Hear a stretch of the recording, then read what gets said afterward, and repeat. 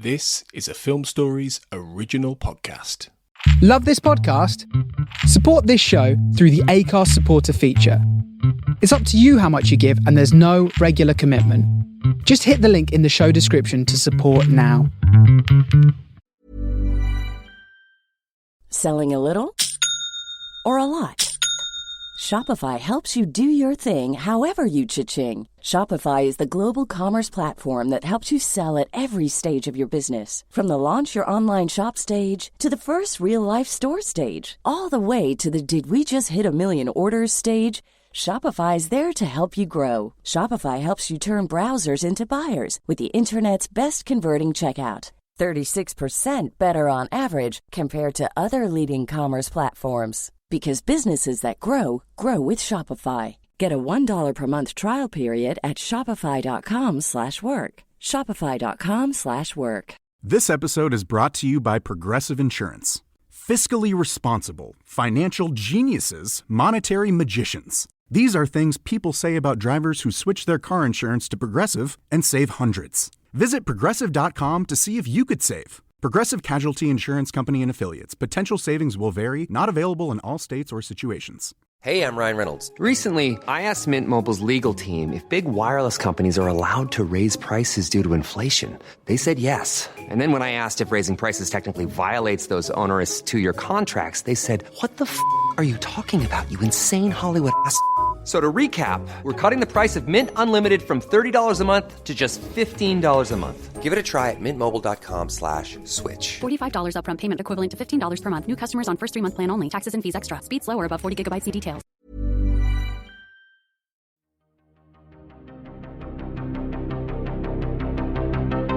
This is Writers on Film, the only podcast dedicated to books on cinema.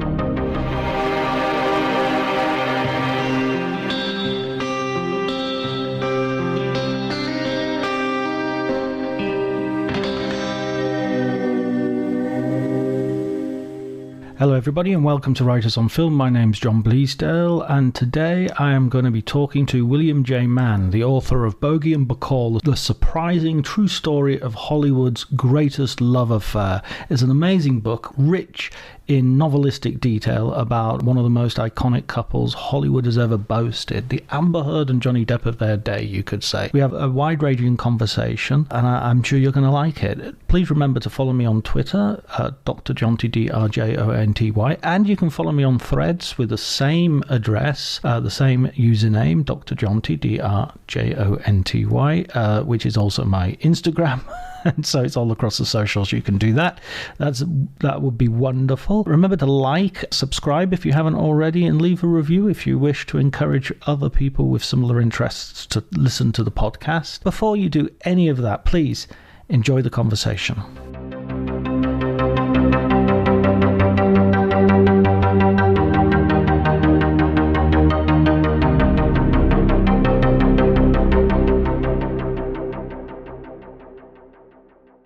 Bogart is my, he's definitely one of my heroes cinematically, I think. What was your first sort of entry into the world of Bogart and Bacall?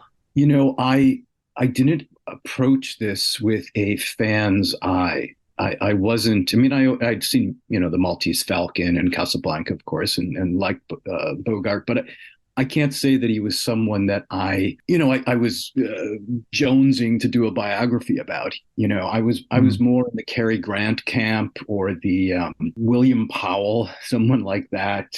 But when my editor suggested that I take on both Bogie and Bacall at the same time and kind of, see their two stories in relation to each other, suddenly I became very intrigued by this man. And because, what I found out was his screen persona was so very different from who he was personally and how he had grown up. And how did that persona emerge and how much of it was truth, how much of it was fiction. And he became much more interesting to me. And consequently, he became a much more interesting actor to me. I realized how really good he is. I mean, it's, when you go back and you look at what he actually was doing there on the screen, of course, he makes it seem so effortless, and that was part of his appeal. But he was really working at it. He was really doing some amazing work, and so he became much more fascinating to me. Yeah, it's kind of one of those contradictions of.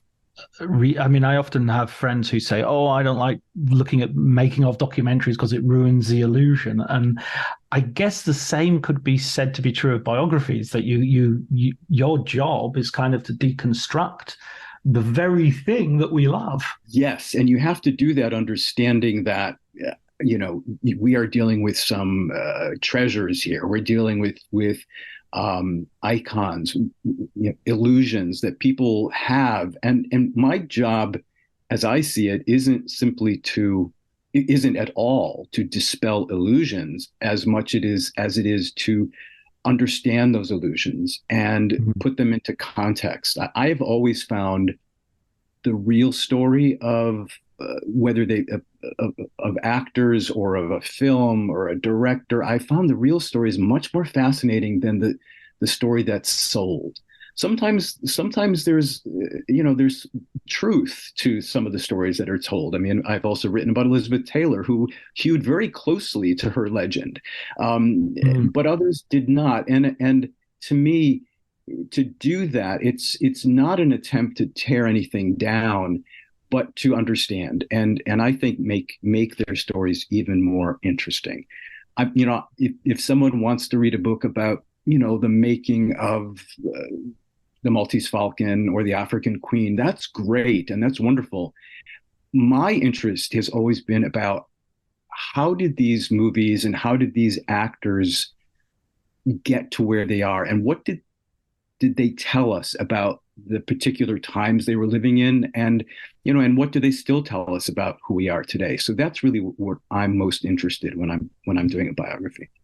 And Bogart, of course, comes some distance. We see this tough guy persona, and I would always have pegged him as someone lower middle class, if not working class, as in terms of his upbringing or background from the streets, from the mean streets, and yet, of course, he comes from quite wealthy stock, quite good family, and he's kind of his first experiences of acting are sort of anyone for tennis. I mean, yeah, you say he never actually said that line, but it's that kind of role that he's doing. Yeah, and the studios wanted you to get that impression. They worked very hard to give that impression. But in the beginning, he was this handsome, debonair aristocrat who was cast in those roles. He was often the guy who woos the girl and then dumps the girl. He was the cad. Then he started playing these kind of Latin lovers, which, because he was so dark, he had this role, and the women loved him. He was a Valentino on the stage in his very earliest years, and that the studio did a lot to try to distance from, because that was not going to sell with the Humphrey Bogart gangster image of the 1930s. And his family, of course, was sort of like, you make the point that they're quite cold. You can't remember whether he was particularly hugged or by his mother, particularly. I don't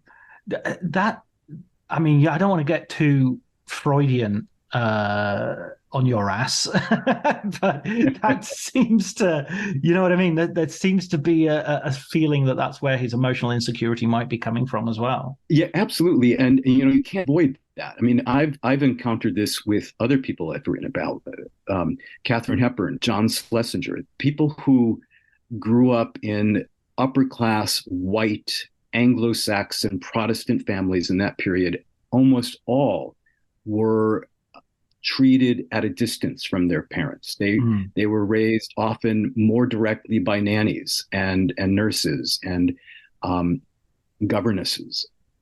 There was a sense in that culture, in that WASP upper class culture, that to encourage your children too much, to praise them, was to make them soft. It was it happens too often in these stories for me not to take that into account, because Bogart himself wrote about that. He wrote very frankly about how, he grew up with, the closest he ever got was maybe a clap on the back of on his shoulder, on a birthday or something like that.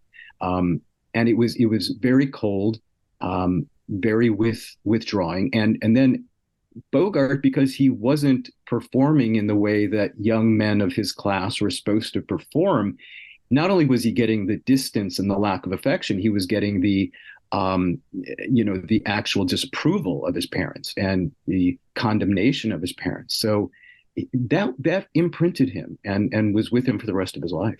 The toughness that will come later and will become part of his persona, encouraged by the studio department, there was an element of that of truth in that, in terms of the violence and in terms of the fact that he was always a bit of a rowdy, even though he was an upper class rowdy rather than a sort of dock fighter or something.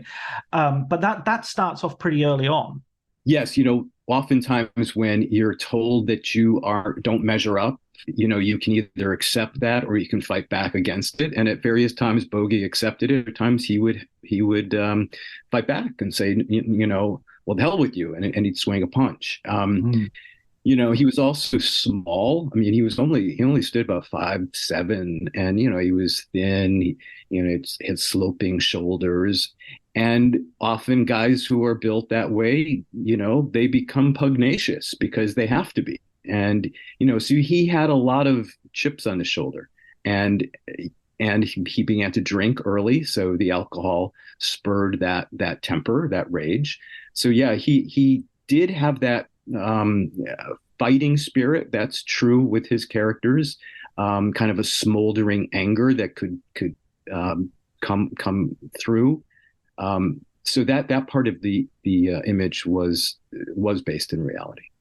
And you're very forthright in your sort of assessment of him as an alcoholic as well, which is something that, having read previous biographies, tends to get sort of soft soaped a little bit more and characterized as, he's hard drinking rat packer, and you're like, no, he's an alcoholic. It's not. He was an alcoholic, and it defined his life in so many ways. And I think it's a great example of comparing him with his third wife, Male Metho, who was also an alcoholic, but she's always portrayed as the problem.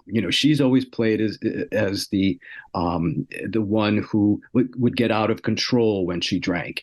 Bogie was a good old guy. Good old guys are supposed to drink. Women are not supposed to drink. And yet so many times his drinking threatened his career, there's the example one of the last times, when he was called into court because the woman accused him of shoving her. And, many, many times his career almost ended because of his alcoholism. And he never, and this is something you point out in the book as well, these were different times. There weren't interventions. There weren't wasn't a rehab. There wasn't a culture of even talking about this or even naming it, properly. There are so many points in this book where I'm thinking about, how this wouldn't happen today, or it would certainly have a different ending if it happened today. And he would not be considered this beloved star that he has, that he's come down through the ages to us. So again, that I think that's interesting. Reading the book is you really get a feel for the Hollywood of the times as well. This isn't just about Bogart and Bacall. It's also about what Hollywood was like at that time.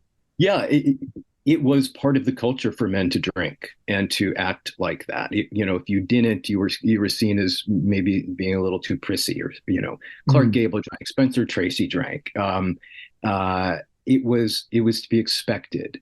Yet at the same time, when he didn't show up for work and the bosses were getting uncomfortable with the fact that he wasn't coming in, or he was getting into fights on the set, this happened, and he was to the public, the drinking was used almost as a way of bolstering his macho star credentials, but behind the scenes in the studios, they were getting increasingly concerned with what was going on. Yeah, I mean, there's so many great stories in there. I mean, there's one that crosses over here, which was really. I don't want to spoil your book too much because people should go and read it and get these stories. But it's so rich in anecdotes. I'm sure I won't be able to. There's where sort of a journalist comes around to his house and he goes to answer the door, and then he goes back and gets a drink because he should have a drink in his hand when he answers the door, because otherwise the journalist won't see the Bogart that he's expecting.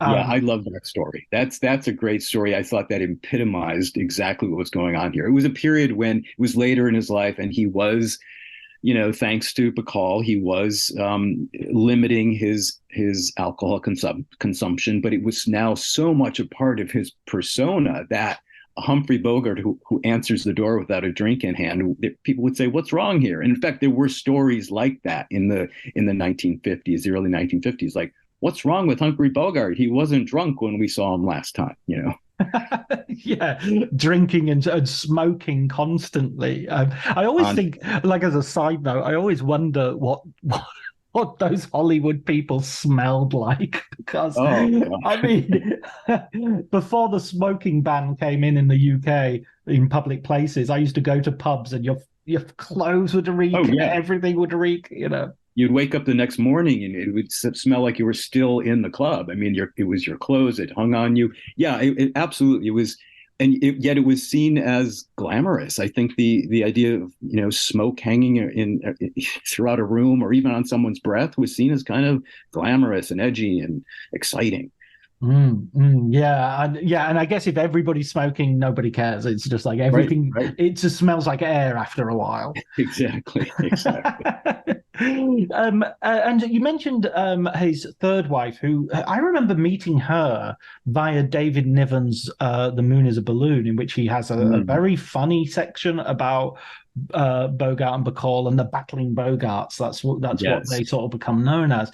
And I think what you write is a really interesting corrective in saying, hey, she was not she wasn't the baddie here, Right, or if she was the baddie, there was another baddie involved too. They egged each other on, and he was equally as culpable for the failure of that marriage, if not more, because in fact at the time they married, Bogart was still under the impression that his wife should put her career second to his, which Mayo did.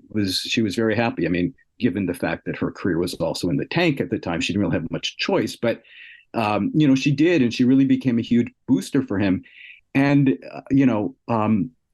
their drinking became legendary, but it wasn't as if the stories are always positioned as she's the one assaulting him. When I interviewed some people, they said, he was swinging at her too at times. And that's sad to say, but that was the fact. It was, there's an awful lot of misogyny in Bogart's story, and especially true when it comes to Mayo Metho, that she somehow was this monster. John Huston took joy in humiliating her in his memoir. After a while, it just began to become very cringy, and I do hope I've provided some form of a corrective there. Yeah, I mean, Huston's autobiography, An Open Book, is he's got form. There's kind of a litany of misogynistic portraits, and I love John Huston as a director. Oh, absolutely, and as and a wonderful actor as well. Chinatown, obviously, but his vision of women was unreconstructed, which, in other words, just bigoted. Yeah, absolutely. And Howard Hawks, the same thing. I mean, it's these directors who today probably would have been called out by the Me Too movement, and rightfully so. And yet you can't take away from the fact that their work, it's brilliant. But I also think we have to understand who these people were at the same time. Yeah, I think we've got to get rid of the dichotomy of like cancellation, which I don't think even necessarily exists as much as people worry about. I mean, I come from a literature background, so I'm kind of used to reading anti-Semites and racists, and you can't avoid it when you're a historian or literary historian or a social historian. It was there: racism, sexism, homophobia. That was part of the culture, and it's there. And I think rather than try to cancel the people, cancel John Huston, for example, show the films, but then talk about who he was, and where do we see this in their work if we do. And I think, yeah, absolutely, we need to tell the full story, which is what I do with my work. I tell the full story rather than trying to tear anybody down. I just say, hey, here's the reality. Here are the facts. Now let's take a look at their work and their life and make sense of it. Yeah, I think it's interesting as well because I have so much admiration for Bogart as an actor and as a legend, and also sort of politically, I feel there are moments where I really align with him. But you've got to get away from these buts. You've got to start using ands as a conjunction. It's got to be like, sure, right. He was an alcoholic and violent and a Democrat and a great actor, not but right. As if there's some sort of like we're making some sort of equation.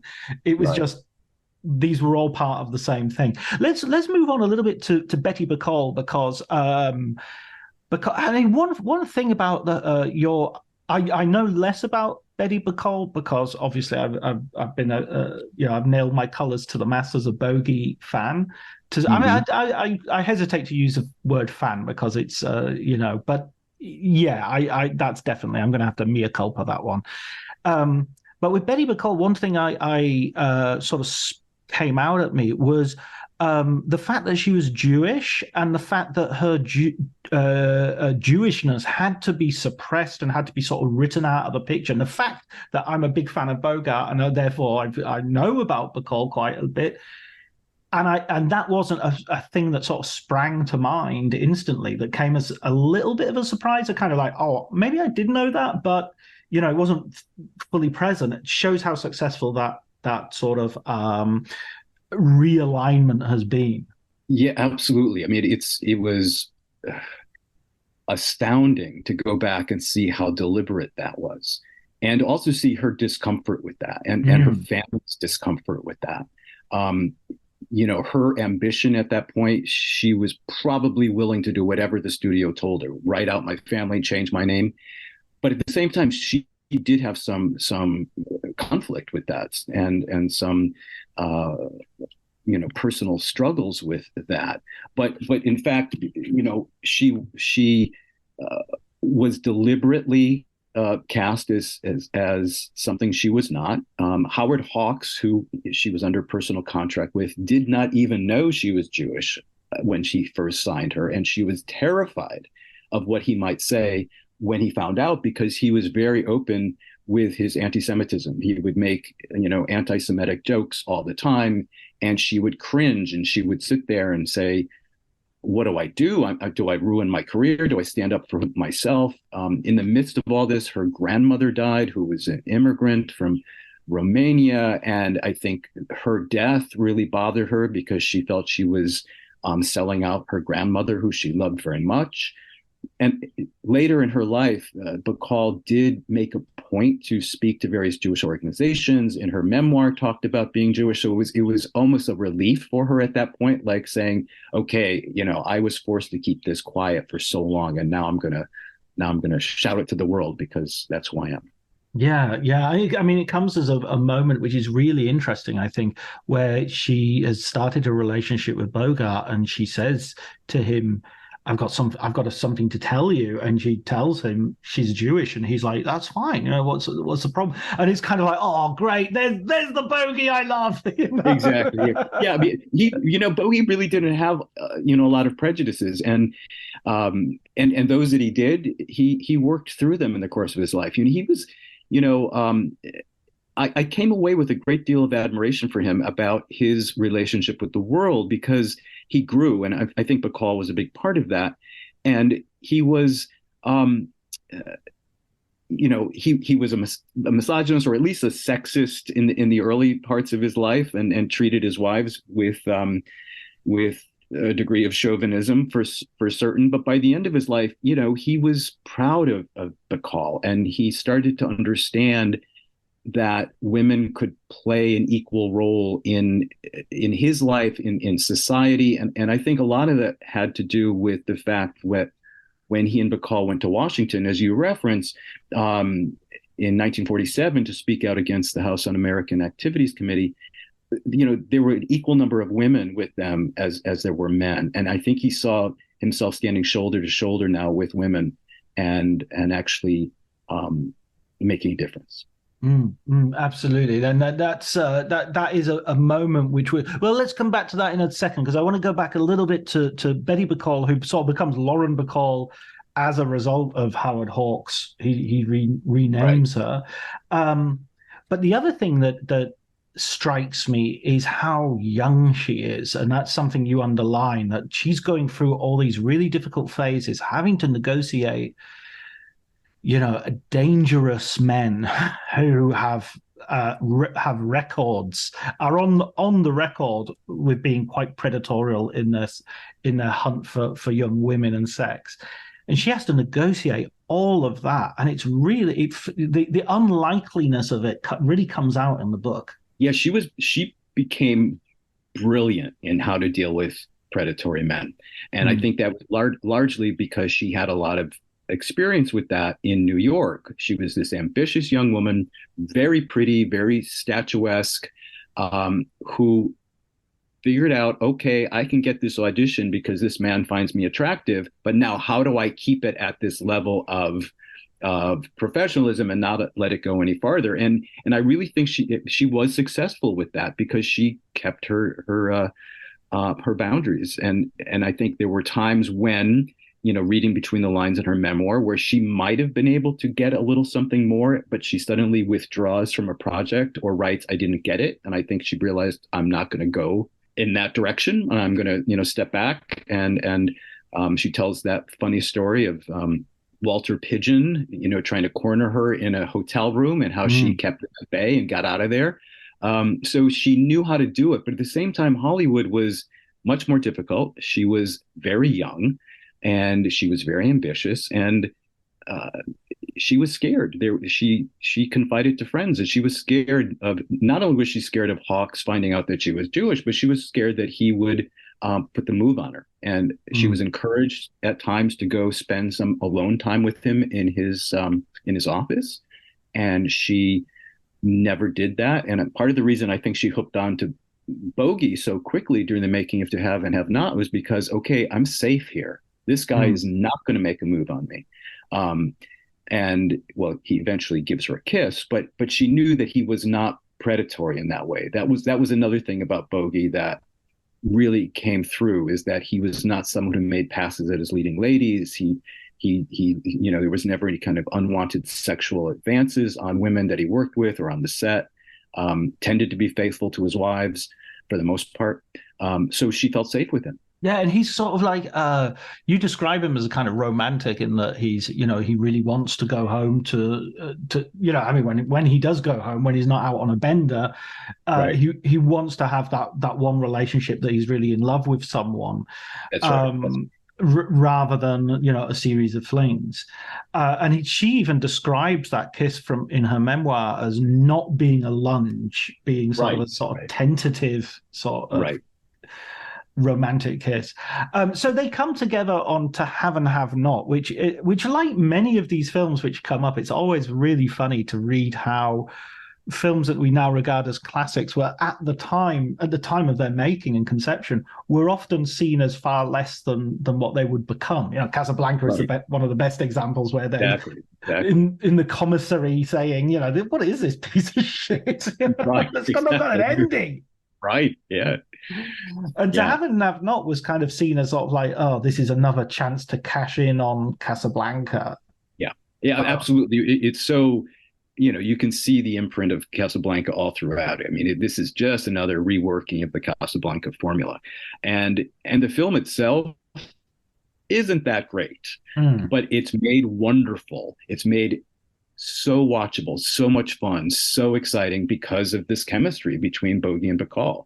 And everybody else is good in it. The actors are good. The atmosphere is good. But the story itself is pretty thin. And I don't think there was a big sense that this was going to be a great classic at the time. Bogart and Bacall, they just brought that extra charisma, and it's so much fun. I just showed it to a group of people who had never seen it before, and they're like, this was wonderful. This it's crackling. And I think, one of the great things about To Have and Have Not is that it's a rare case where the moment Steve and Slim fall in love on the screen is the exact same moment Bogart and Bacall fall in love in life. That's really happening there, right there on the screen. Absolutely. And that scene wasn't that like her rehearsal scene as well, her audition? Yeah, wasn't supposed to be in the film. It was a little bit of dialogue that they gave Bacall for one of her rehearsals or screen tests, and they liked it so much they said put it in the film, because it actually doesn't really make sense narrative wise. Why is she suddenly, they've just met, why is she suddenly asking him to whistle? But it works so perfectly, and it's just so much fun to watch. Every time I watch it, I get chills. I think that, Casablanca is always going to be a favorite of mine because it's just got everything. It's got absolutely everything. And everything. To Have and Have Not has so many elements which are obviously sort of not quite as good copies. So the piano player is not as good as as in Casablanca. Right. But that word fun runs all the way through the film, and no other film have I ever seen. I remember watching it for the first time at a friend's house on a videotape, which is how long ago it was. And I remember seeing the end where she walks across the bar and she just does a little shimmy, and it ends there. And it's like, there's nothing in the film that says the film should end there. It's like the plot hasn't ended. There's been no sort of violent thing and it's just that shimmy is so good. It's like they go, that's it. That's the end of the movie. Absolutely. She's, there's a moment also in the film where, she's so sultry. She does sultry so well. But there's one moment in the film, I think I actually write about it in the book, where she smiles. And you just see the joy that's beneath that sultriness. You see the youth, the almost innocence. And, she's never really better than she was in To Have and Have Not. She's just so raw and so natural that it's no wonder it was such a smash, and no wonder that her reviews were stratospheric at that point. Mm-hmm. And then, of course, she goes and does another film, which is like The Confidential Agent, I think it's called. And you talk about it being like treated as a comedy, and it's not a comedy, but everybody's just laughing at the screen. Yeah, it was a very fast reversal of fortune. So it was good that The Big Sleep came along when it did. And The Big Sleep, another magnificent film, and another Howard Hawks film, which is much. Hey, I'm Ryan Reynolds. Recently, I asked Mint Mobile's legal team if big wireless companies are allowed to raise prices due to inflation. They said yes. And then when I asked if raising prices technically violates those onerous 2-year contracts, they said, "What the f*** are you talking about, you insane Hollywood ass?" So to recap, we're cutting the price of Mint Unlimited from $30 a month to just $15 a month. Give it a try at mintmobile.com/switch. $45 upfront payment equivalent to $15 per month. New customers on first 3-month plan only. Taxes and fees extra. Speed slower above 40 gigabytes. See details. My dad works in B2B marketing. He came by my school for career day and said he was a big ROAS man. Then he told everyone how much he loved calculating his return on ad spend. My friends still laugh at me to this day. Not everyone gets B2B, but with LinkedIn, you'll be able to reach people who do. Get a $100 credit on your next ad campaign. Go to linkedin.com/results to claim your credit. That's linkedin.com/results. Terms and conditions apply. LinkedIn, the place to be, to be. More fun than it is well plotted, shall we say? Right, exactly. The Raymond Chandler, William Faulkner is writing on both of the films, I think. Big Sleep. Both of them, right? Yeah, or parts of them, yeah. And you talk about him writing sort of like sheets of dialogue and them going, "We can't. This isn't a film. It's a monologue." Yeah, this is not a novel. But Hawks wanted Faulkner because yes, there were too many words, but that's what he wanted the characters to say. So let's boil that down and find a way to say that, but exactly the point he's making. Yeah, and I agree. The Big Sleep is another one of those films that is just so watchable, so much fun. The interactions between the characters, the set design, the lighting. But yeah, the plot, sometimes I had to sit there and say, well, exactly what's happening right now? But who cares? Because it's so much fun. Absolutely. I mean, there's a famous story about William Faulkner phoning up Raymond Chandler and saying, "Who killed so and so?" And Chandler didn't know either, and he'd written the book. Right? Yeah, right. Yeah. But I mean, I love, because the film does exactly what it needs to do. You don't need to have that plot being sort of bulletproof. Right. It's about things like Bogart getting in off the rain from the rain in the bookstore. But yes, with the Dorothy Malone. Exactly. Yes. Yes. She's what a scene. Yeah, what a scene. And let's pull the blinds down. It's so evocative. Yeah. Yeah. I think that's a birth of a Hollywood cliche. That must be one of the first times you've had that sort of taking the glasses off the girl and suddenly realizing she's pretty. Yeah, right.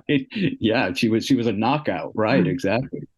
I love that film. It's such a wonderful. It's kind of like same with To Have and Have Not, and a lot of Howard Hawks films. There's a sort of hangout quality to it where you're just enjoying hanging out with them. Yes, absolutely. Bringing Up Baby is the same thing.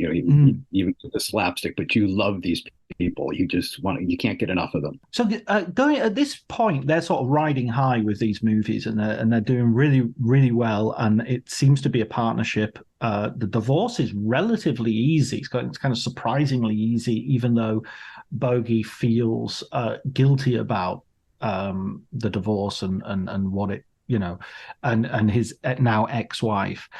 But here comes the House of Un-American Activities with its Black Cloud and its moral quandaries, and this is the point where there is another sort of reversal in that they march off to Washington full of righteous fire, and then it's sort of Bogart gets cold feet. Is that right? Is that how you saw it? Partly, yes. I mean, there was certainly a lot of righteous fire, and they were, a group of actors and directors and writers, not politicians. They didn't think through how is this going to play in the media. They didn't have, the studio publicist saying, "Hey, this is probably not the best idea," or "If you're going to do it this way." They just went off and did it. And I admire them for that. I mean, these were citizens, American citizens, who did not like what they saw happening, and they didn't see enough criticism of what was happening. And whether you agree with their point of view or not, they had every right to go there and say what they did. But they weren't prepared for a Washington press that was nothing like the Hollywood press, where the Hollywood press is all in bed with the studios and the publicists are there. These were some hard-bitten journalists who were very gleeful to try to take down these dilettantes, as they saw them, from Hollywood, who were coming to make some noise. So I don't think Bogie so much got cold feet. In fact, they left. They were still making radio statements even after that difficult reception from the media, but it was when the drumbeat continued. This was we see it today. It was we were talking about cancel culture. There was certainly a sense in that moment. You didn't have the term or even the concept, but there was a sense that Humphrey Bogart had to be punished. He could not get away with doing that. So you see the criticism just mounting and mounting and mounting. So finally, he has to say, "Well, look, if there are communists among the Hollywood 10, well, they of course should be punished for that, or they should be singled out for that. But I went to defend the cause, and every time he tried to defend their actions, he sounded more slippery and more trying to work his way out of it, to the point where eventually, of course, he pens that piece in photoplay saying, I am no communist. Bacall did not want him to write it. His son has written about how Bogart regretted it the moment he did it. But, such was the tension, such were the times. And, the stakes were so very, very high at that particular moment. People were losing their jobs. People were going to jail. And so I think he felt he had no other choice. Yeah, that's a real sense of. I think that's really well brought out in the book. There's a sense of just the amount of pressure that was put on, and also the pressure that added to Bogart's already I'm not sure if exaggerated is necessarily fair, but insecurity.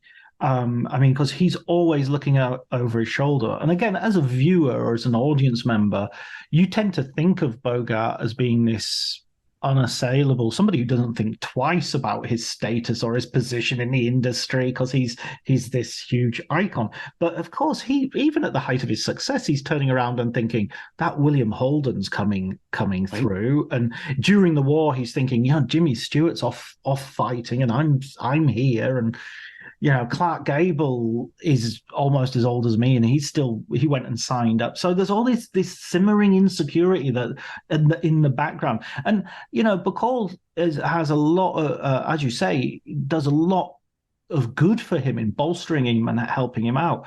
But even there must be some sense that, there's a huge generation gap, and he's got this young wife that is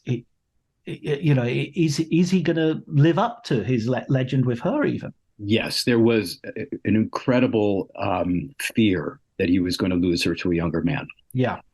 And today we look at an age difference of, she was 20 when they were married. He was 45. So that's a 25-year age gap. And we rightfully ask questions about it. Love knows no age. So I'm not trying to say that these relationships can't work, but they do come with challenges. And as Bacall and Bogart, as their marriage continued, and as she got into her early 20s, and she's suddenly, in the prime of her life, she's vital and she's exciting and she's still beautiful. And he's getting older and sicker and more frail.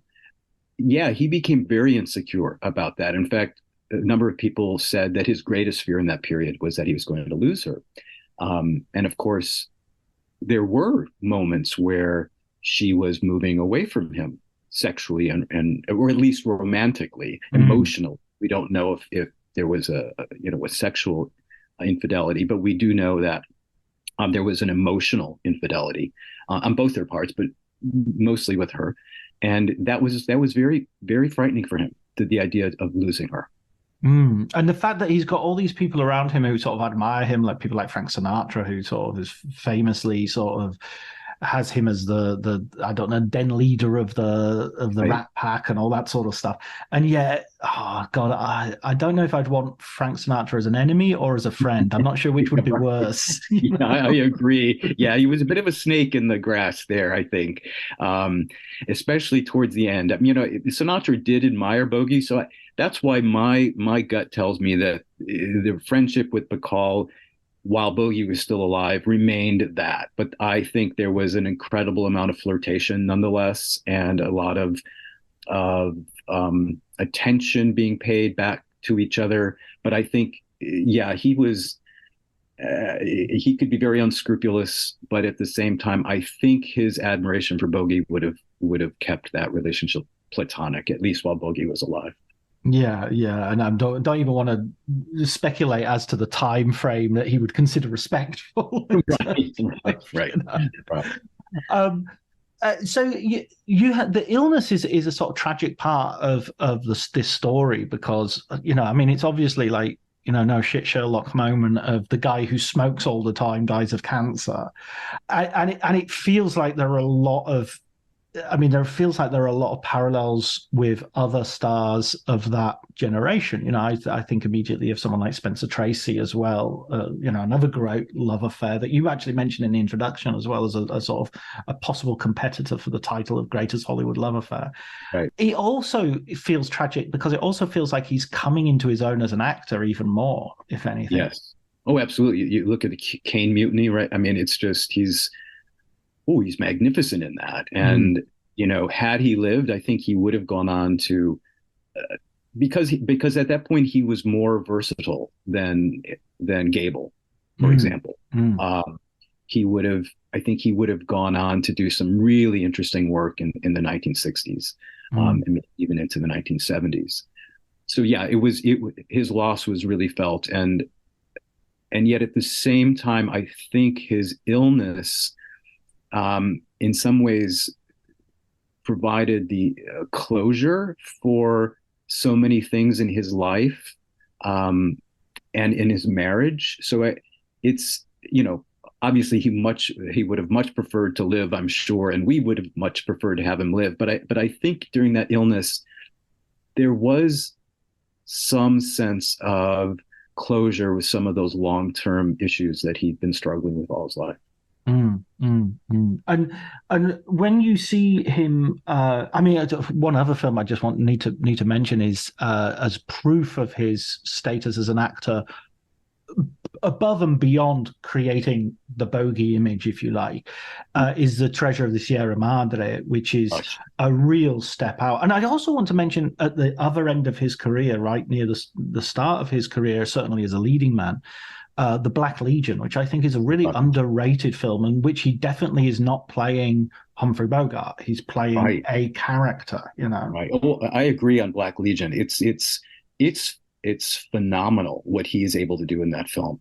And I also think, you know, it's also a film that helped shape his political views, I believe. And he is creating a character that is, you know, goes from sympathetic to absolutely evil, complete evil. And yet he's so fascinating, so you know, you can't stop watching him. And the same thing is true with Sierra Madre, where he is so good in that film. And the fact that he dies, I think, you know, 25 minutes before the film ends, and he just kind of disappears, yet he still hangs over that film. I mean, it's his film from start to finish. As good as Walter Huston is, but at the same time, Bogart could be really scary on film. Even in you know, some of his last films, he could be very scary because he, you know, Petrified Forest, he knew how to project evil, but with this kind of strange core of humanity underneath it all. And that's, I think, what makes his portrayal so compelling, because you're terrified, but at the same time, you recognize this person as being a human being, and perhaps that makes it even scarier. Yeah, it was much more credible. You know, I even like his horror film. I know he wasn't a fan of that. And he felt it was ridiculous, but right. I'll watch anything with him in, and indeed have. So then, following his death, you have sort of a difficult moment for Lauren Bacall, in the sense of, you know, she has a long afterlife. And it's interesting. I think you mentioned this near the beginning of the book as well, that, you know, even later on when she's getting her Oscar, she's burnishing this legend of her and Bogie, really to the detriment of kind of her own much longer life and her, you know, her children to some degree as well. Right. Oh, absolutely. I think Bacall realized after Bogie's death that this was always going to be the defining aspect of her life. This relationship was going to be it. You know, there wasn't going to be a second relationship that, you know, she could find something with. And I think for a while she hoped that her career might bring her to a level where she was Bogie's equal, and that she could have done a career after his death. But in fact, the disastrous relationship with Frank Sinatra, her falling out with many of her Hollywood friends. She flees Hollywood, goes first to London, then to New York, and tries to find herself, tries to find a new way forward. And she is somewhat successful in that. I mean, she does win 2 Tony Awards for Broadway, but I also think she realized that, okay, well, part of my legacy, part of my persona is always going to be as one half of Bogie and Bacall. So why not take charge of that image, that legend, and make it exactly what I want it to be, because that's what I can leave behind. And she's very industrious at that. She works very hard at burnishing that legend. And as I've said in the book, unlike many Hollywood legends, there's mostly truth in the Bogie and Bacall legend, but she just makes sure all those little parts, it's a little too messy. She makes sure those get burnished out. Yeah, there's a real sad episode where her dog dies, I think. And she sort of she thinks, I've got to be with Bogie but he's out drinking with a pal. Right. And as you say, it's very interesting that she doesn't leave that episode out, even as she's sort of skating over what is obviously a very cruel and traumatic moment for her. Right. And there were many moments like that. And she, her memoir, at least her first one, is really, really an unusual Hollywood story, because she's very candid, and so much is said between the lines. And part of my job was to read her memoir and say, okay, what's she actually saying here? What's between these 2 lines, without reading into them, but understanding that she's telling us more than what's simply on the page. And not a lot of stars do that. It's all fluff but she really does try to tell the truth. But it's notable what parts she includes like that. So that's important. But it's also interesting when she doesn't include certain things, like the fact that her uncles did not come to their wedding. It was something that clearly indicates that they were not happy with the marriage. And that's something that she needed to iron out of the legend. Yeah, absolutely. And going on with her, I mean, how many marriages does she have afterwards? She marries Jason Robards. Just Jason Robards. And she knows how to pick him. No bloody alcoholic. Right. And exactly. And partly, I think she thought, well, I've dealt with Bogie's alcoholism, I can deal with Jason's. But Jason was, an incredible actor, but he was never Humphrey Bogart. And so I think, she found that this is not somebody that I can manage. And the relationship just was simply never that deep. He didn't want to get married. He did, right. I don't want to say she tricked him, but right from the start, he didn't want to get married, and yet he did. And they had a child, and he was not happy. Whereas Bogie was very happy to be married. It's almost like, she was, I mean, even with, it's a little bit like in Once Upon a Time in Hollywood, when, Steve McQueen watches Sharon Tate dancing with Roman Polanski and Jay Spearing and says, she's definitely got a type. It felt like right. That. Jason Robards and absolutely type. Craggy faced. Yep. She definitely had a type. I mean, I love Lauren Bacall's sort of becoming this grande dame and becoming sort of, she has that wonderful cameo on The Sopranos when she, and she seems to enjoy sort of playing with her role, even though she's also very much committed to, as you say, sort of retaining and burnishing that legend. A little bit like a band which is quite happy to play its greatest hits. It doesn't need to play any new material, That's a great analogy. Yes, I think so. And she was very happy to talk about Bogie. And one of the things that I realized early on, I mean, and her son Stephen wrote about this in his book, and I talk about it. She right from the start, it was all about Bogie. Her children actually came a distant second, and that made their relationship difficult all their lives. I mean, both she was open about that. They've been open about that. Less so with her son, with Jason Robards, because it was a different dynamic. But Yeah, and I think for a moment after Bogie died, she tried to get away from that. I'm not going to make Bogie so central in my life anymore, but it was inevitable. She couldn't get away from it. Yeah, yeah, and I mean, she was so, even when he died, she was still so young. She had still so much time to live. Yeah. But it's maybe fascinating to us as drawing back a little bit and looking at this idea that you have as a sort of subtitle of your book of this famous Hollywood love affair. I think we are fascinated by this crossover between real life and fiction. That this moment, I mean, we see another love affair that you mentioned, Richard Burton, Elizabeth Taylor. The pleasure, sometimes the only pleasure in watching some of their films, is in trying to trace. Okay, are they arguing as the characters, or are they arguing? Even one of their best films together, Who's Afraid of Virginia Woolf?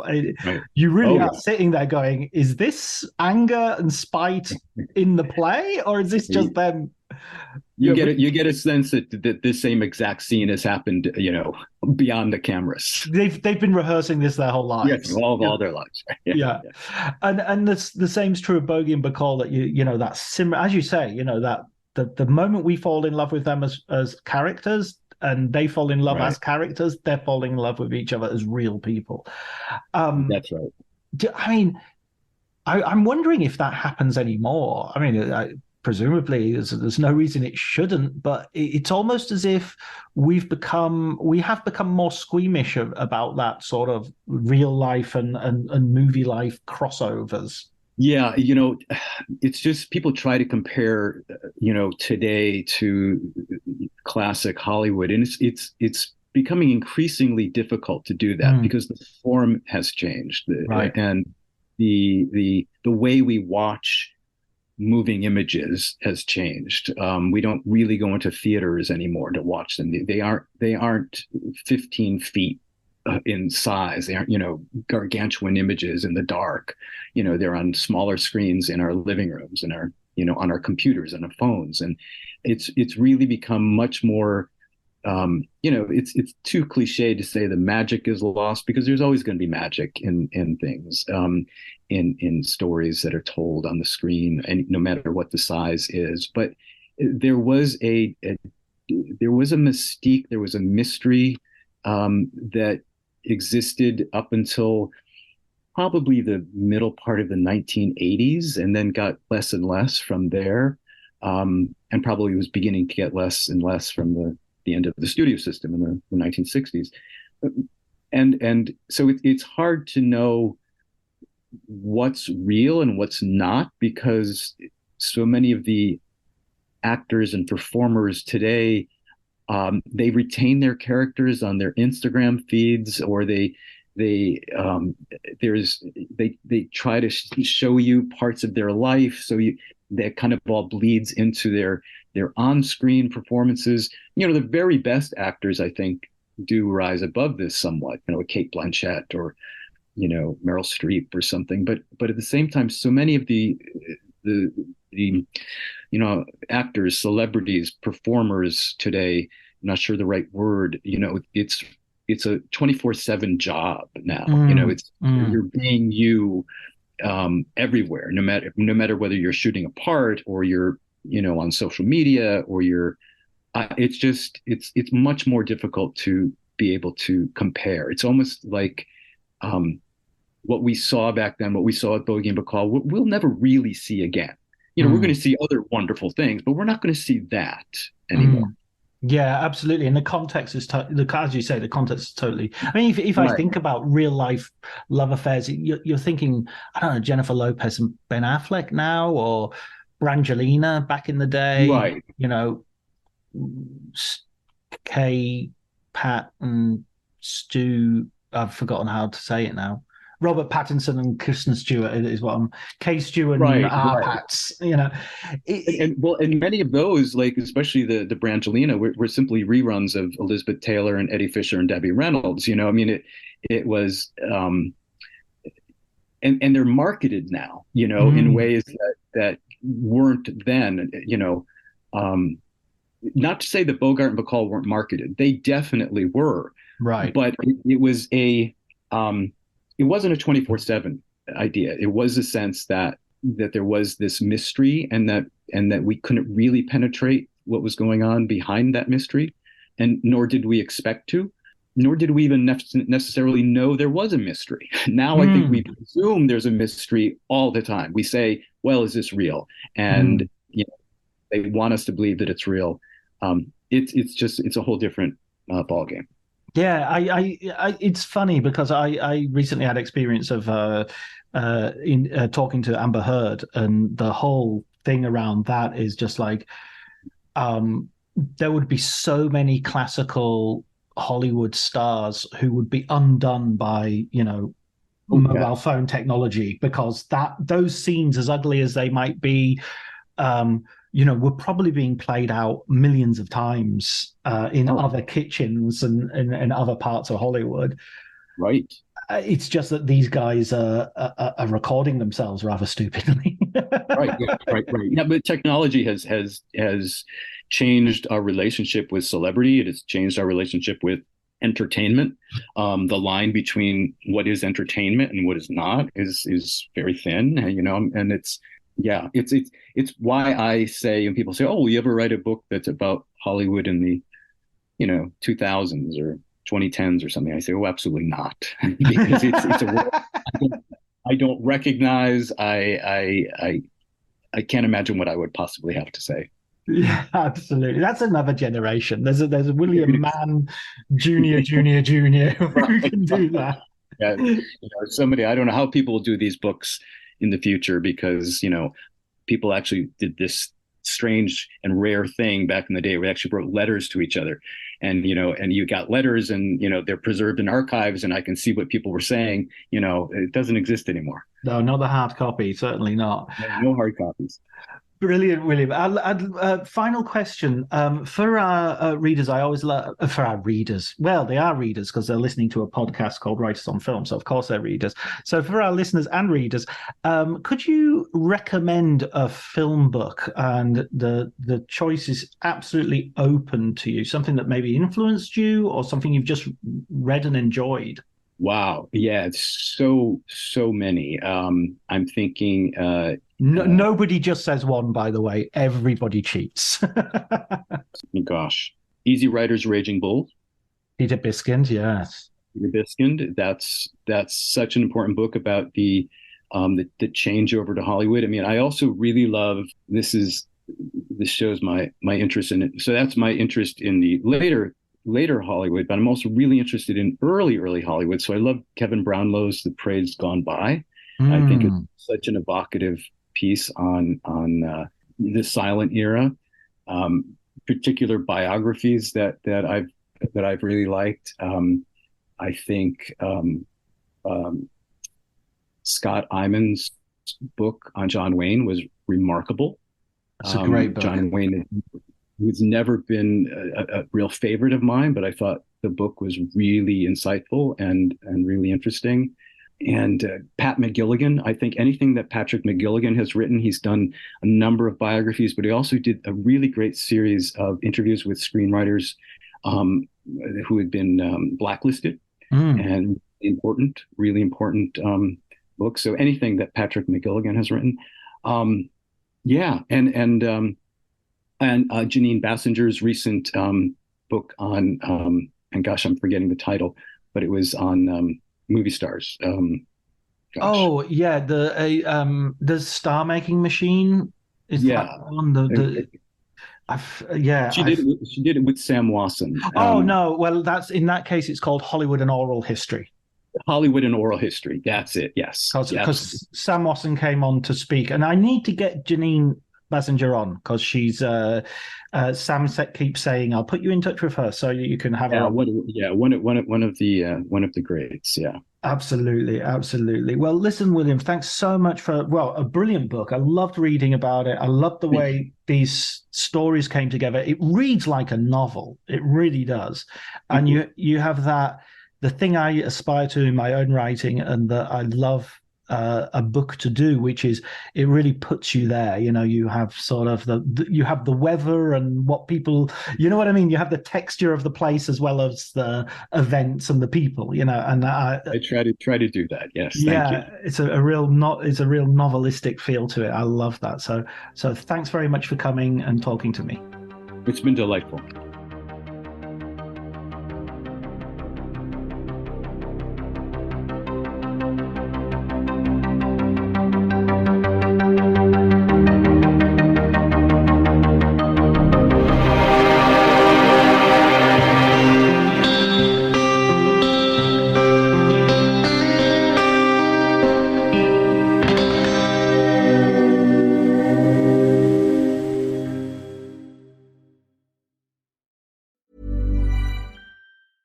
How did you actually sleep last night? If it didn't feel like your very best rest, then you need to upgrade to the softest, most luxurious bedding from Boll & Branch. Their signature sheets are made from the finest 100% organic cotton and get softer with every wash. Millions of sleepers love their sheets, and right now, you can feel the difference for yourself during their biggest sales of the entire year. Hurry to bollandbranch.com to shop their best offers. Limited time only. Exclusions apply. See site for details. 1-800-Flowers.com knows that a gift is never just a gift. A gift is an expression of everything you feel and helps to build more meaningful relationships. 1-800-Flowers takes the pressure off by helping you navigate life's important moments by making it simple to find the perfect gift. From flowers and cookies to cake and chocolate, 1-800-Flowers helps guide you in finding the right gift to say how you feel. To learn more, visit 1-800-Flowers.com/ACAST. That's 1-800-Flowers.com/ACAST. My dad works in B2B marketing. He came by my school for career day and said he was a big ROAS man. Then he told everyone how much he loved calculating his return on ad spend. My friends still laugh at me to this day. Not everyone gets B2B, but with LinkedIn, you'll be able to reach people who do. Get a $100 credit on your next ad campaign. Go to linkedin.com/results to claim your credit. That's linkedin.com/results. Terms and conditions apply. LinkedIn, the place to be.